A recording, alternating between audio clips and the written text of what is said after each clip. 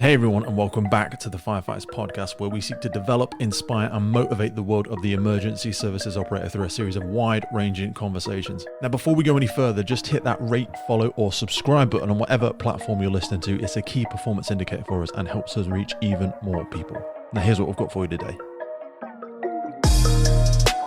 What's the address of the incident? Hi, it's Shirley Towers. Got a fire on the 9th Sorry, floor? Shirley Towers? Shirley Towers. Okay, on the 9th floor. What flat number, please? 72. Okay, flat 72. And what's on fire? Before the evening was over, two firefighters, Bannon and James Shears, had lost their lives. People have been forced to leave their homes in the last 2 hours after a fire broke out in a block of flats in Hampshire. Crews were called to Shirley Towers on Church Street shortly after 8 o'clock this evening. The fire broke out on the 7th floor. It's not yet been confirmed what caused it, but police say it's not being treated as suspicious at this time. It was out just before 1 o'clock this morning.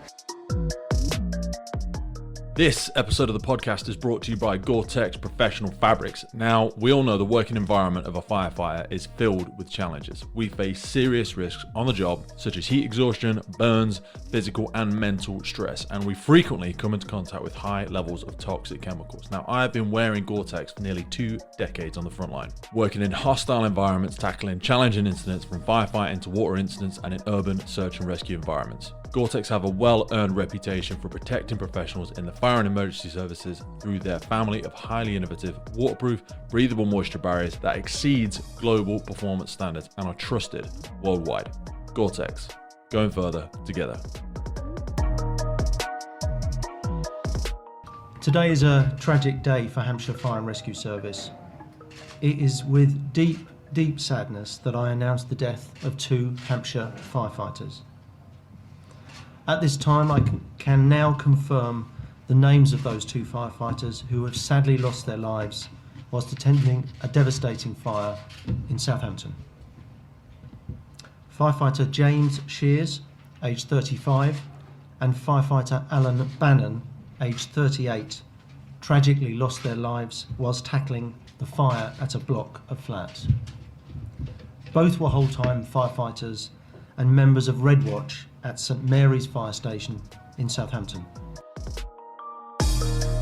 In other news, this episode is brought to you in partnership with MSA Safety. Today we have them to thank for the improved firefighter safety through connectivity in their brand new connected firefighter system. At the centre of the connected firefighter platform is the MSA M1 SCBA with telemetry. You can view battery life, air pressure and estimated time remaining either independently on the M1 itself or from the Luna connected device screen. Also, still with the air status, alarm information, search status and all of this provided to the incident command for confident decision making during the scene. That integrates straight in with the Luna system, which is a wireless all-in-one device creating an independent search and rescue network, providing edge detection, enhanced personal thermal imaging, while simplifying post-scene reporting and data retention. One of the key parts of the Luna is their FAST system, the Firefighting Assisting Search Technology. This combines directional and distance information with thermal imaging to help find separated teammates and decrease response time. It actually connects you to the other crews in the vicinity for a unified search during the time of mutual aid by instantly notifying the network of Luna devices when there is a downed crew member, allowing for a prompt search and rescue. All of this then plugs into the FireGrid system for cloud-based connectivity, real-time information and data-driven decisions for the incident commander. It enables you to see the exact location of your firefighters on the scene. And it doesn't require you to be sat on the station. The MSA hub then provides a wireless gateway straight to the cloud, enabling wireless on-scene data for local and remote incident command for additional eyes on the scene. MSA are truly taking massive strides in the future of improved firefighter safety through connectivity. MSA is dedicated to increasing safety in the fire service through technological advancements. Various feature enhancements, new products, partnerships and integrations will provide additional capabilities readily accessible by products, software and services in the brand new MSA connected firefighter platform. Now back to the show.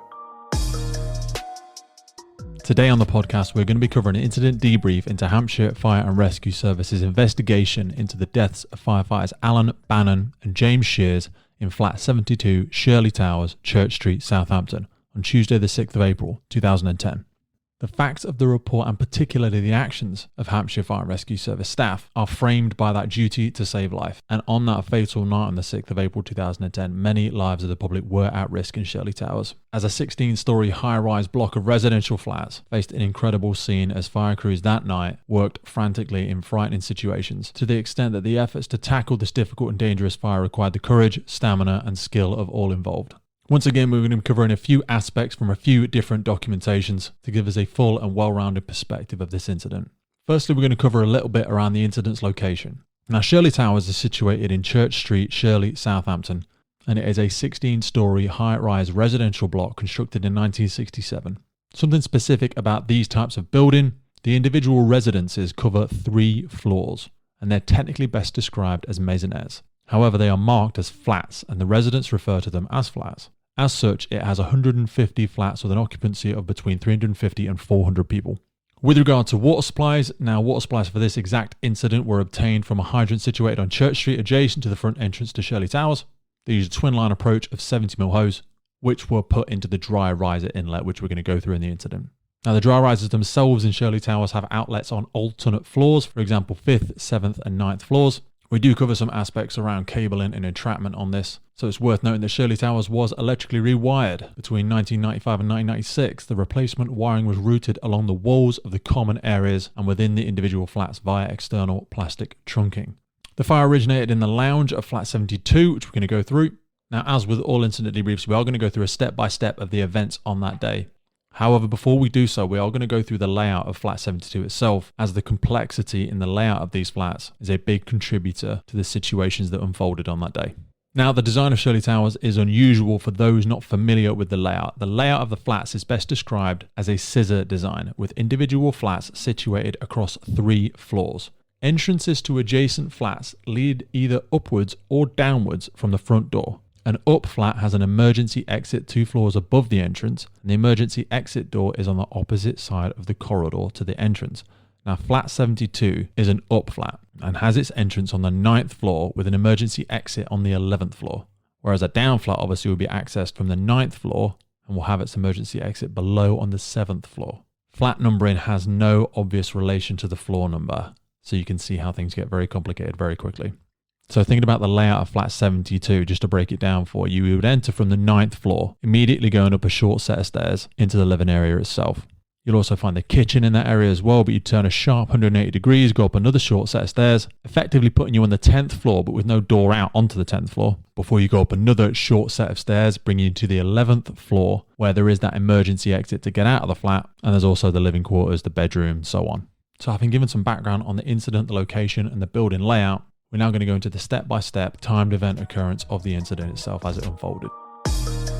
Today's podcast is powered by our partner Lifelines and their revolutionary approach to functional hydration. Just like in firefighting, water is essential for body function, but studies show more than 80% of firefighters are dehydrated. A 25-year study findings from the National Institute of Health showed poor hydration to be linked to early aging and chronic disease, and even mild dehydration results in significant negative impact outcomes including headaches, exhaustion, rapid pulse, irritability, and poor cognitive function. A study conducted by Yale University showed that participants who were just 1% dehydrated had a 12% increase in errors when performing tasks that required cognitive flexibility. In addition, dehydration is shown to worsen mood and attitude, contribute to confusion and poor decision making, and negatively affect memory and judgment. In other words, you really don't want your incident commander, firefighter, or for that matter any first responder on a critical scene to be even slightly dehydrated. Mild dehydration occurs when a person is just 1.5% dehydrated, a condition that does not even trigger the thirst response in most people. So just imagine how quickly a firefighter or any first responder can and does become dehydrated in their day-to-day duties, which is why I address my hydration first thing every day with Lifelines. Go into the notes for this episode and specifically check out Lifelines Hydro Fuel and Hydro OG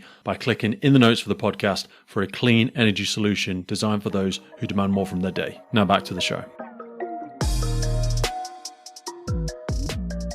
At 20:09 on the 6th of April 2010, Hampshire Fire and Rescue Service Fire Control received the first 999 call to Shirley Towers. The caller gave details of the incident, including the flat number, the floor, and that they could see flames in the front room. Receipt of this call was monitored by Fire Control, and they received 26 calls regarding the incident. At 20:11, Fire Control mobilised a predetermined attendance of 5 fire appliances. 2 officers and an aerial platform were also mobilised. Details of the floor itself were not actually included in the mobilising turnout sheet which was sent to the appliances.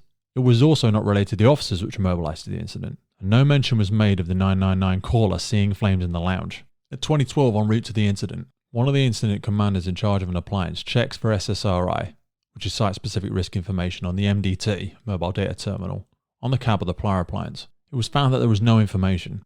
En route to the incident, another watch manager refers to a small plan of Shirley Towers that he carried on his person. He confirmed to the crews that this was an up flat, and as they approach via Church Street, the watch manager sees flames at the window of Shirley Towers, and he tells his crews that they have a going job.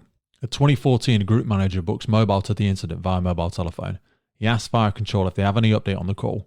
Fire Control respond that there's nothing up to date and no appliances have booked in attendance yet. At 2014, the first appliance, a water ladder from Redbridge with the watch manager in charge, books in attendance at the incident via the mobile telephone. On arrival, the watch manager walks around Shirley Towers and confirms an obvious fire and flames at the window.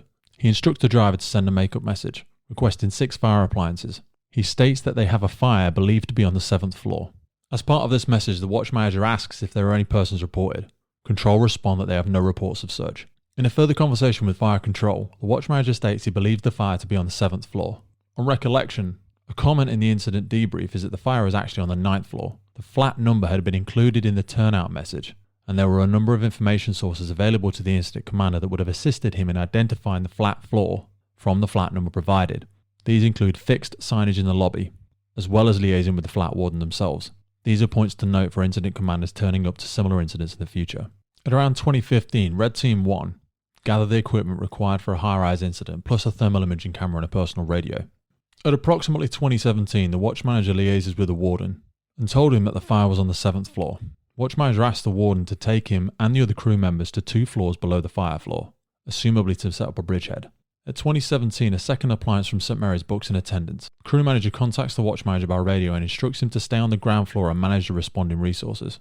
At 2018, despite the watch manager requesting the warden to take them 2 floors below the fire, the warden takes them to the fire floor itself on the 9th floor. The watch manager thought he had taken them to the 7th floor. However, the watch manager and 2 firefighters and the warden exit the lift on the 9th floor. Due to this early confusion around the floors, throughout the incident, many personnel mistakenly believed the fire to be on the 7th floor and the bridgehead to be on the 5th. At 2018, the aero ladder platform from Redbridge booked mobile to Shirley Towers. At the same time, the third appliance from Totten books in attendance. At 2019, the watch manager and 2 firefighters descend the stairs to the 7th floor. At around the same time on the ground floor, the crew manager instructs a firefighter to commence an incident command log. At 2019, a second crew, Red Team 2, comprising of firefighter Bannon and Shears, are sent to the bridgehead. Note, the fire lift was unavailable, so Red Team 2 used the non-fire lift to gain access to the upper floors. At 2020, firefighters Bannon and Shears exit the lift on the 5th floor. At this time, watch manager at the bridgehead instructs his crew to start running hose from the 7th floor dry riser outlet to the lobby on the 9th floor via a dividing breaching. At approximately 2021, back on the 7th floor bridgehead, a firefighter is designated as BA Engine Control Officer and asks the watch manager where to set up. She is told to set up the BA Engine Control Point in the outer lift lobby of the 7th floor. A 4th appliance from St Mary's books in attendance. At the same time, the watch manager now requests a crew manager from the lobby to join him on the 5th floor. Note, there was some confusion about floor numbering once again, and it's probable that watch manager wanted the crew manager to join him at the bridgehead, which was actually situated on the 7th floor, not the 5th. At this time, firefighters assist running one length of 45mm hose from the 7th to the 9th floor and assists in setting into the dry riser. At 2022, Redbridge's aero ladder platform books in attendance. At 2023, the crew manager and firefighter leave the lift on the 5th floor carrying one length of 45mm hose each and meet another firefighter. This firefighter then asks them to connect the hose line to the dry riser on the 5th floor. This resulted in a second line of hose of 3 lengths being run from the 5th floor. This was, however, insufficient to gain full entry to flat 72. At 2026, the watch manager briefed 2 BA wearers to take their hose and enter the flat and fight the fire. Red Team 1, comprised of 2 firefighters, had instructions to take a firefighting jet with them. They also carried a radio and a thermal imaging camera. BA control was set up at this point, operating under Stage 1 procedures. At 2030, Red Team 1 complete a radio check and are committed into the incident through a BA engine control point. However, as the brief wasn't given in the presence of the BA engine control officer, as they then request detail around the brief, the engine control officer is told, "We are just going to flat 72. Note, It's vital that the BA engine control officer has a comprehensive understanding of where and what each crew under their engine control is engaged upon. There is usually facilitated by the incident commander briefing the crew in the presence of the engine control officer.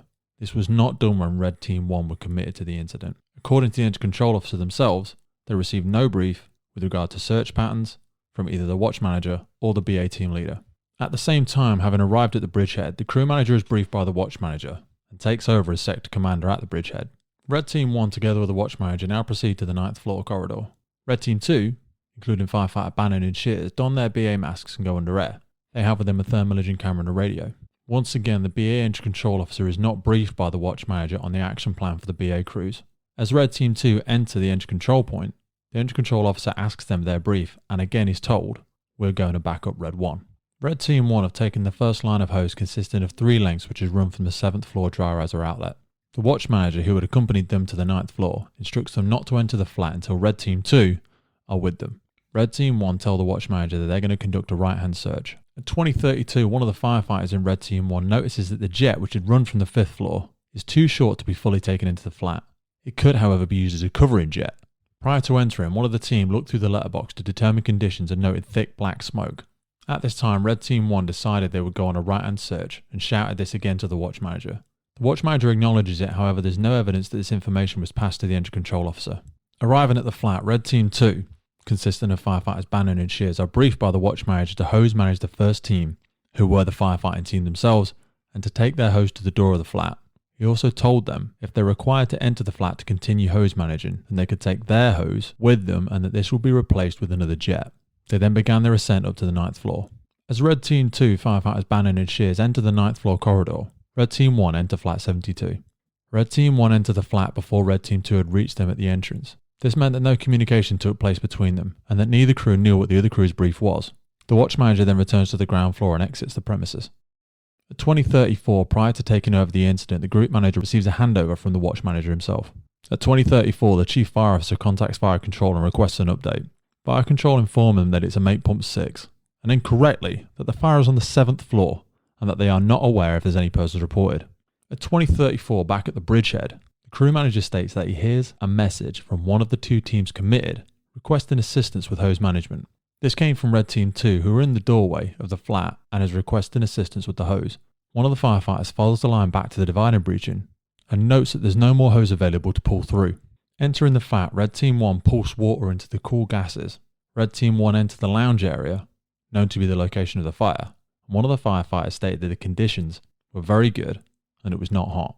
Fire was not visible, so one of the firefighters switched his torch off to see if there was a glow from the fire, but there was no sign, just thick smoke. Firefighter 2 carried a thermal imaging camera, but did not use it whilst in the flat. Red Team 1 had chosen to undertake a right-hand search, and on entering the lounge, turned right and ascended the stairs to the bathroom landing. This change in level was again not reported to the BA engine control officer, and relates back to the complexity of the flat that we'd spoken about in the introduction. Moving through the flat, the crews are unknowingly changing floors. However, in his statement after the incident, Firefighter 2 says that he knew from experience and knowledge of Shirley Towers that by doing a right-hand search, they would go straight upstairs to the bathroom without going into the lounge or kitchen. The fire originated in the lounge near to the window and was not extinguished by the first crew before they ascended the stairs to the upper floors. Standard BA search procedures requires BA teams to check with the BA control prior to and informing them when they are changing levels. Red Team 1 chose not to adhere to this procedure. At 20:36, Red Team 2 of firefighters Bannon and Shears approached the affected flat, but on discovering that their hose line was not long enough to gain full entry, they left the jet outside the flat. They then followed their brief of hose managing for Red Team 1 and entered the flat, without any firefighting means themselves. At 20:37, Red Team 3 don their BA masks and go under air. They are then committed to the incident through the BA engine control officer. They're instructed by the crew manager on the bridgehead to undertake hose management for Red Teams 1 and 2. Shortly after, Red Team 1 carry out a gauge check on the bathroom landing, noting they have 136 and 139 bar respectively. Firefighter 2 then reports back to the BA engine control officer that they have around 130 bar remaining.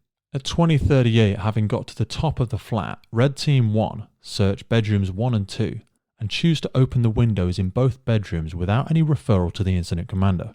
In a statement after the incident, Firefighter 1 from Red Team 1 said that he believed the main lounge window had ventilated and so his actions of opening the window in the bedrooms 1 and 2 to let the smoke out and clear the room would improve visibility and would not exacerbate the fire situation. He acknowledges that service procedures require him to seek permission from the incident commander before carrying out ventilation, which is what he was doing, but chose not to do so on this occasion. At this juncture, Red Team 1 were at the highest point of the flat, having then proceeded up 3 sets of small stairs. Having searched both the bedrooms and still not located the fire, it's reasonable for them to suppose that therefore the fire must have been below them in the rooms that had not been searched, i.e. the lounge and the kitchen, where other crews were present. At 20:38, a group manager takes over as incident commander. Following a briefing from the watch manager and group manager, instructs for an assistance message to be sent, making pumps 10, and informing control that they're in incident mode Oscar. The watch manager is then tasked with setting up a ground floor sector command. At 20:39, the group manager contacts the crew manager on the bridgehead and confirms a change of role. He also informs him that his priority is to evacuate Shirley Towers before commencing firefighting. The crew manager on the bridgehead tells him that crews have already been committed, but they're also having a great deal of difficulty with communications. At the same time, a firefighter from Red Team 1 radios the engine control officer and states that they've searched the second bedroom and that they're going downstairs. The engine control officer feeds this back to the bridgehead crew manager, stating there's no sign of fire but heavy smoke logging. As Red Team 1 emerge from the bedroom, they meet Red Team 2, consisting of firefighters Bannon and Shears, on the bedroom landing. Both BA teams note a rapid and significant rise in temperature. They describe it as being a wet heat like steam. In one of his statements, a firefighter states that it felt as though the end of his gloves were burning away. At 20:40, the crew manager on the bridgehead overhears a radio message reporting excessive heat and says in his statement that he believes that it originated from Red Team 1. During the inquest, the crew manager stated that he is unsure how he heard this message, but it was either via the radio or by word of mouth. Red Team 1 and Red Team 3 state that neither of them sent the message, and the engine control officer says they did not hear the message. The crew manager instructs the engine control officer to instruct crews to withdraw and fight the fire from the doorway. At 20:40, the engine control officer loses radio communication with Red Team 1. She informs the crew manager bridgehead, who instructs her to keep trying to contact them. At 20:40, Red Team 1 instruct Red Team 2 firefighters Bannon and Shears to go back down the stairway, but firefighter Shears says it's too hot to descend. Red Team 1 then go downstairs to the bathroom, encountering falling cables as they proceed. Note, these were the first firefighters to be entangled in falling cables. These cables had been released from the surface-mounted plastic trunking, which had softened and melted as a result of the fire. At 20:41, Red Team 1 now enter the bathroom for shelter. At the same time, Red Team 4 don their BA masks and go under air. They are briefed by the crew manager on the bridgehead to enter the flat and follow Red Team 1's search pattern to locate Red Team 2, firefighters Bannon and Shears, to make sure that they're withdrawing. Note, the only information known about Red Team 1's location was from their earlier radio message that they'd gone on a right-hand search, and 2 subsequent radio messages that they'd moved upstairs and searched a second bedroom. Red Team 3 now arrive at flat 72. They note that the door is open, and on entering the flat they see a developing fire. They decide to change their allocated task of hose management to one of firefighting by using the charged short line run out by the previous crew that was then left at the door by Red Team 2. This change of task was again not communicated to the engine control officer. This means that Red Team 3 did not charge their line of hose and instead used the line that they knew to be too short for a full entry into the flat. At the same time, Red Team 1 leave the bathroom and ascend the stairs to bedroom landing, looking for stairs leading upwards to the 11th floor escape door. They encounter more falling cables. At the bridgehead, the crew manager requests that the ground floor lobby send up more BA boards and additional BA crews. He also requests a 4th line of hose to be run out from the 9th floor. Note, BA entry control boards have 12 spaces for tallies to be inserted. 9 of these spaces are dedicated for committing crews, and the 3 remaining spaces on these particular boards are for deploying emergency teams. At this point in time, there are 4 two-person teams committed, which left only 1 space on the board. A normal minimum size for a BA team is always 2. At 20:43, as Red Team 3 search the lounge level, they see a line of hose going upstairs and to the right towards the bathroom. They pulse spray the fire in the lounge, and this was a deliberate decision so as not to produce steam which might endanger crews working above them. Note, despite these actions, Red Team 3 did not attempt to contact Red Teams 1 and 2 and inform them of the developing fire below them, or in fact to inform the engine control officer of the developing fire, and that crews were working above it. At the same time, a group manager was then sent to the bridgehead and told to take over sector command. At this time, the leading firefighter from Red Team 1 leaves flat 72 via the fire escape door on the 11th floor However, upon exiting, he realises that his firefighter number 2 is not with him. Turning around towards the escape door, he sees firefighter 2's helmet through the escaping smoke. He is entangled in cables, preventing his final exit from the staircase. At this point, firefighter 2 states that he thought he was not going to get out and that he was going to die. Noting this, firefighter 1 assisted firefighter 2 to remove the cables and they both moved to the 11th floor corridor. Now out of the flat, Red Team 1 descend the stairs towards the bridgehead on the 7th floor. At this time, a group manager and station manager arrive on the 7th floor bridgehead and meet with the current bridgehead commander, crew manager. They receive an initial brief, and the group manager tells the crew manager that he intends to take command but wants to have a look at the situation first. The crew manager tells him that there's 3 teams committed.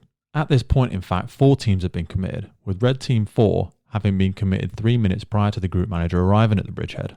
At the same time, Red Team 1 returned to the 7th floor in a distressed state, running along the corridor and removing their BA sets. In the confusion, Red Team 1 does not return to the BA entry control point or provide a debrief to the entry control officer. At this time, a member of Red Team 3 talks briefly to the group manager in the lobby of the 9th floor and then returns to his number 2, pulsing with the charge jet into the flat entrance of 72. On their return to the flat, Red Team 3 report that they heard a loud bang and fire conditions increased rapidly. The group manager, trying to assess the situation, is now on the 11th floor. Back at the bridgehead, one of the firefighters states that Red Team 1 are in a blackened state and that one of the firefighters in the team is clearly in a distressed state, screaming and shouting about their hands. On their exit, Red Team 1 shouted a warning to the entry control officer about the dangerous conditions within the flat and the cables, but did not raise any concerns over the welfare of Red Team 2. At this time, despite Red Team 1 coming out in a distressed state, and with the knowledge that Red Team 3 are battling a fire in the flat, neither the entry control officer, the original sector commander crew manager, or the group manager have questioned Red Team 1 about the whereabouts of Red Team 2, firefighters Bannon and Shears, and the entry control officer did not debrief either member of Red Team 1. In their statement, the entry control officer said it wasn't their job to debrief crews, and this is in fact incorrect and contrary to the guidance contained within the service's current procedures. At 20:48, the group manager returns to the bridgehead and sees the firefighters from Red Team 1 with their hands in bowls of water and asks if they're okay.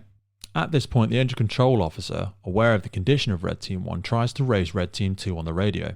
Red Team 4 now enter the flat with a second short line of hose and exchange it with the long line from Red Team 3. At 20:49, the entry control officer states that she repeatedly informed the group manager that she had lost contact with Red Team 2. The group manager instructs her to keep trying to contact them. At this time, Red Team 4 progress up the stairs towards the bathroom level, but encounter excessive heat with air rushing past them. They send a message to the entry control officer that conditions are too hot to progress past the top stair due to excessive heat. Red Team 4 abort their attempt to locate Red Team 2 and exit the flat from the front door, taking with them the jet. At this moment in the incident, the entry control officer had 2 separate teams, Red Teams 3 and 4, radio back that conditions were too hot to progress. Another team, Red Team 1, had withdrawn with blackened, distressed and injured, and communications of Red Team 2 had been lost. However, despite all of these developments, a BA emergency was still not declared. At 20:49, the Chief Fire Officer contacts Fire Control requesting further information. He requests the informative message, who the incident commander is, and what resources are en route. Unfortunately, Fire Control are not able to collate the above information. This is because at 20:50, the first informative message is sent from Group Manager, 72 Shirley Towers, Southampton. Fire in flat, spread over 3 floors.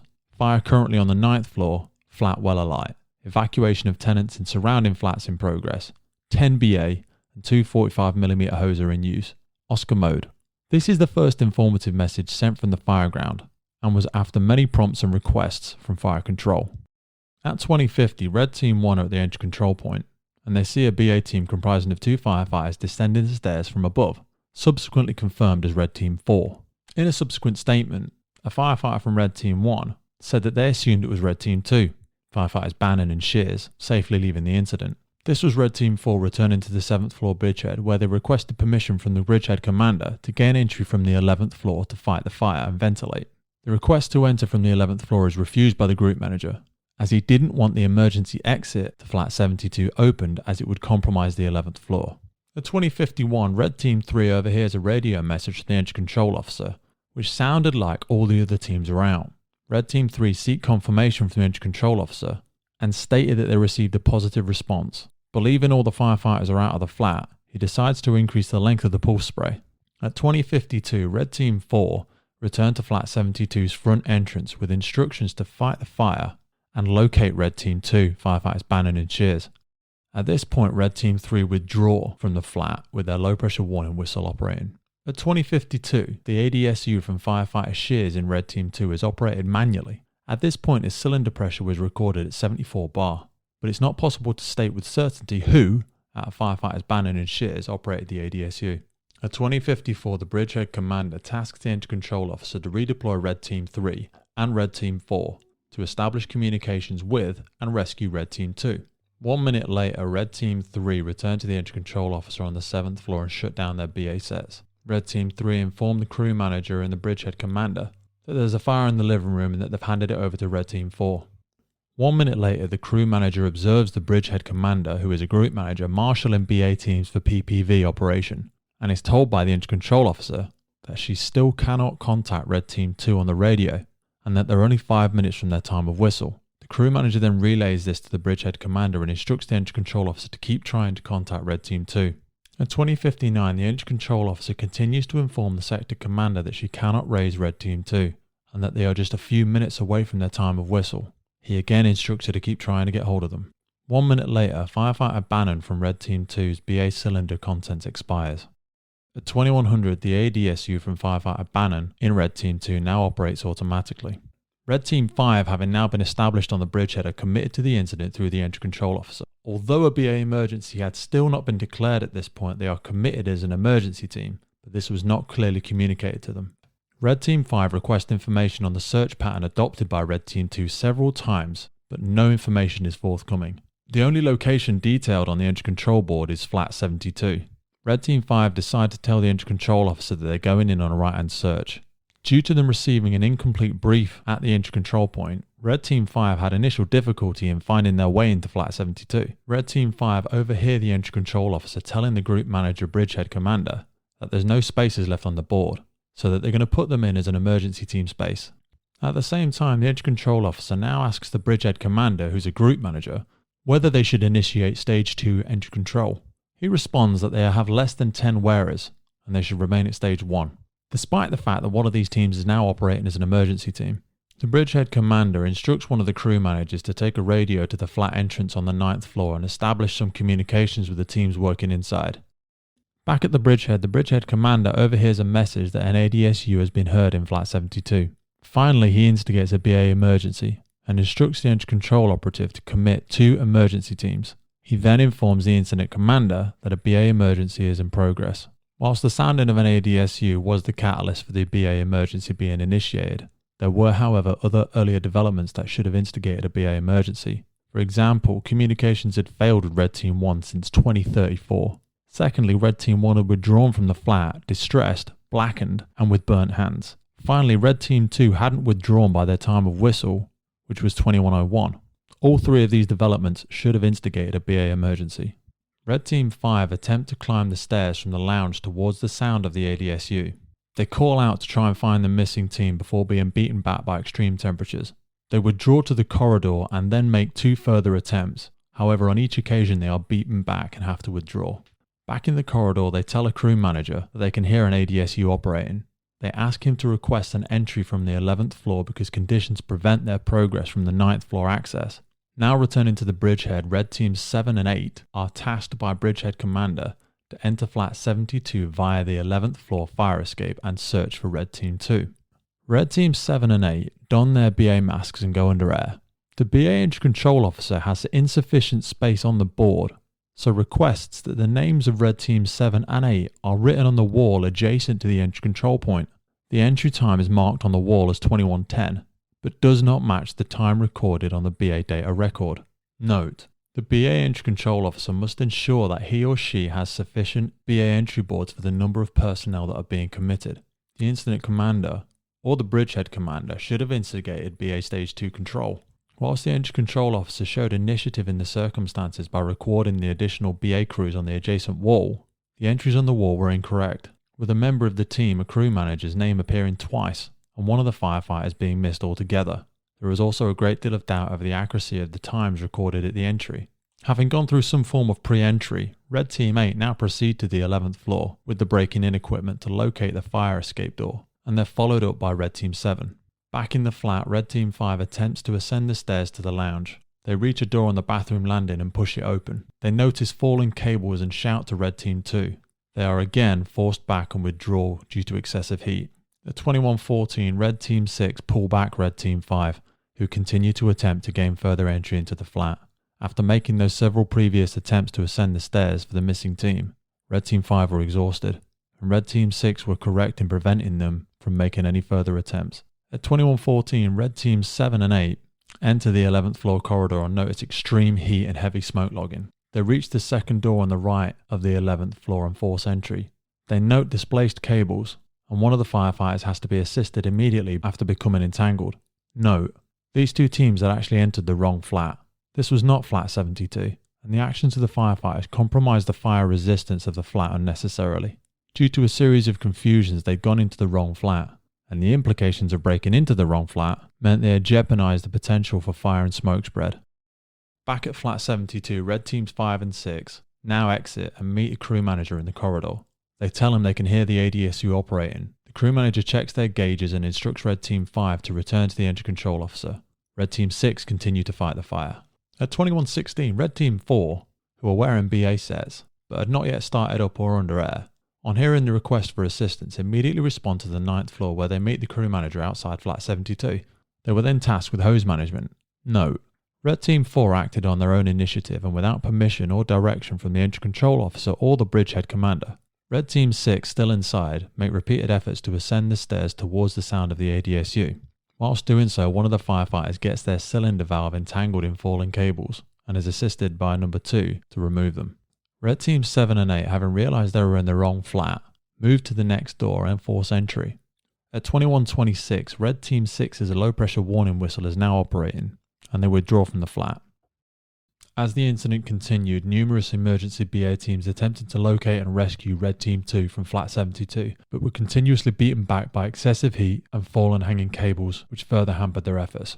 Finally, at 21:34, Red Team 9, using a thermal imaging camera, located a firefighter in the entrance of bedroom 2. This is now known to have been firefighter Bannon. When he was located, there were cables around the base of his BA cylinder, under the bottom of his helmet, at the rear, and another possibly around his left bicep. They tried to pull him free of the cables, but they went taut and prevented any movement. They rolled firefighter Bannon over onto his front so they could grab hold of the BA set and drag him free. In a subsequent statement, they report that during this operation, they were aware that the ADSU was operating, but that firefighter Bannon did not have a low pressure warning whistle sounding. Red Team 9 then report via the radio they've located a member of Red Team 1 and shout for assistance. Note, this was of course an error, as both members of Red Team 1 had left Shirley Towers at this time. The casualty located was in fact firefighter Bannon, a member of Red Team 2. At 21:37, Red Team 9 returned to the landing adjacent to the bedroom and locate a second casualty in the entrance to bedroom 1. This casualty was subsequently confirmed to be firefighter Shears of Red Team 2. They state again that there was a great deal of cabling that had entrapped firefighter Shears. There was one cable between the BA cylinder and the backplate, and one draped over the cylinder itself. Once again, they could hear firefighter Shears' ADSU operating, but was not aware of any low pressure warning whistle. Red Team 10 passed the first casualty firefighter Bannon to Red Team 11, and then returned to assist Red Team 9, who have located firefighter Shears. At 22:19, the incident commander is informed by station commander that immediate medical care and resuscitation was carried out by paramedics and a doctor. The first casualty, firefighter Shears, was removed from the scene at approximately 21:55, and the second casualty, firefighter Bannon, was declared deceased by the doctor at 22:10. This was an enormously tragic and difficult incident, both for individuals, personally, professionally, and for the organisation as a whole. And one of the things I think one has to do is remember that these incidents have in them the seeds of learning that we need to take away in order to make sure that we can best protect our staff and indeed firefighters from across the UK in the future. Next, we're going to go through some of the fire service operations around what happened at Shirley Towers. The main elements of the standard incident command structure framework are a clearly defined and visible chain of command, management of the span of control of key commanders, appropriately shared responsibility and authority with a clear definition and understanding of roles and responsibilities, and a consistent and predictable pattern of sectorization. At the time of the Shirley Towers fire, this incident command structure should have been followed and was detailed within the service order and policy directive, which was also fully aligned with national guidance at the time. As with all fatal incidents, a coroner's inquest was carried out. The inquest closed on the 10th of July 2012, with the jury returning a verdict of death by misadventure with the following narrative. Firefighters Alan Bannon and James Shears died from sudden exposure to initially intense heat from 2038 to 2041, and thereafter to excessive heat while dealing with a fire in a flat on the 9th floor of the high-rise tower block Shirley Towers.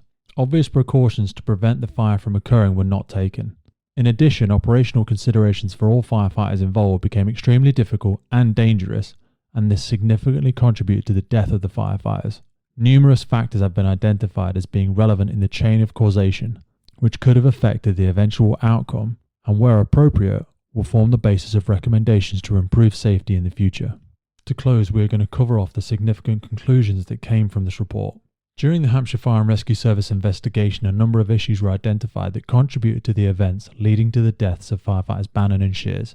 The impact of these issues ranged from minor to significant. Those issues viewed by the service as significant are as follows. Conclusion 1. Failure to gather and include vital information in mobilising message. Some important information received from the first 999 caller, providing details of the fire location, was not passed to the responding resources. This omission led to the incident commander assuming that flat 72 was on the 7th floor and planning to set up the bridgehead on the 5th instead of the 7th floor. The bridgehead was set up correctly on the 7th floor, but throughout the incident most personnel were confused about the actual floor they were on. Conclusion 2. Failure to locate and extinguish the fire before moving above it.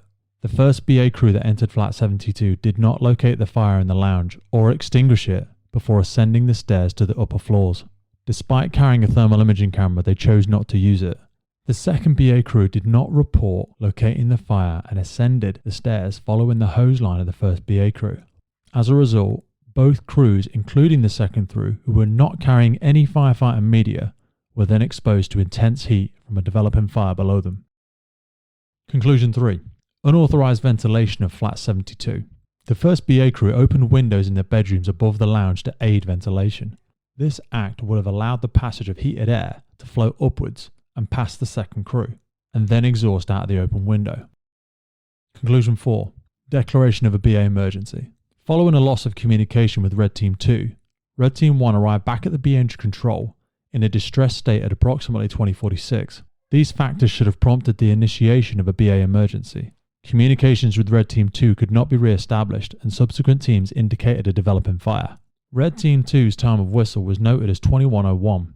Red Team 5 reported by radio hearing an automatic distress signal unit at 2108, at which time a BA emergency was instigated.